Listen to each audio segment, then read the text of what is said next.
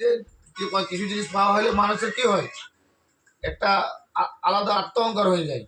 কিন্তু যে পরিশ্রম করে ভাইরাল হয় তার মধ্যে ওটা থাকে না, কারণ জানাই ও কত কষ্ট করে ভাইরাল হয়েছে। তো আমি 7 বছর লাগাতার কষ্ট করার পর তারপর আমি ভাইরাল হয়েছি।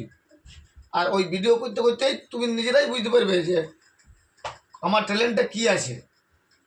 যখন বুঝতে পারবে যে নিজের ট্যালেন্টে যে আমার কী আছে, তো ওইটা নিয়ে ভিডিও করবে, তখন তুমি একদম সাকসেস। আমি যখন আমি তো নাচ করতাম, নাচের ভিডিও ছাড়তাম, কিন্তু ভালো নাচ করতাম, নাই ভাইরাল হইতাম। যখন কমেডি টাইপের নাচ শুরু করলাম বাবুরাও হয়ে, তখন ভাইরাল হলাম। মানে বুঝতে পারলে, নাচ ট্যালেন্ট আমার কাছে ছিল, কিন্তু যে কীভাবে ইউজ করবো, আগে কমেডিভাবে ইউজ করবো না ভালোভাবে করবো, তো কমেডিভাবে করেই আমি ভাইরাল হলাম।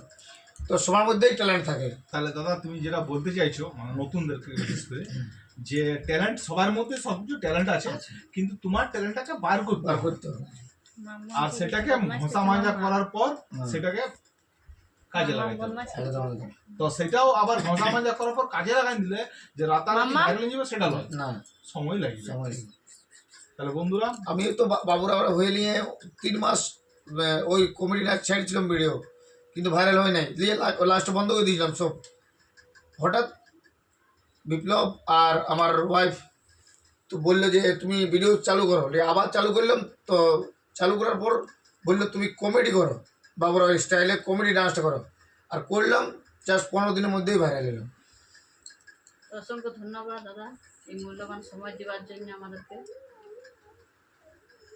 সবাই বুঝতে পারলে, বন্ধুরা সবাই তাহলে বুঝতে পারলে যে এক রাতে ভাইরাল হওয়া যায় না, আবার এক রাতে ভাইরাল হওয়া যায়।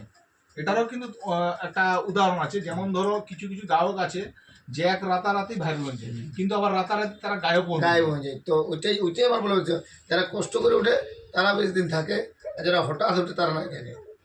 তো সেটা সবাই চিন্তা করো না যে রাতারাতি ভাইরাল হয়ে যাবে। চেষ্টা করো, কষ্ট করো, যত দেরি হবে তত দেরি যাইতেও সময় লেগে যাবে, থেকেই যাবে চিরস্থায়ীর মতন।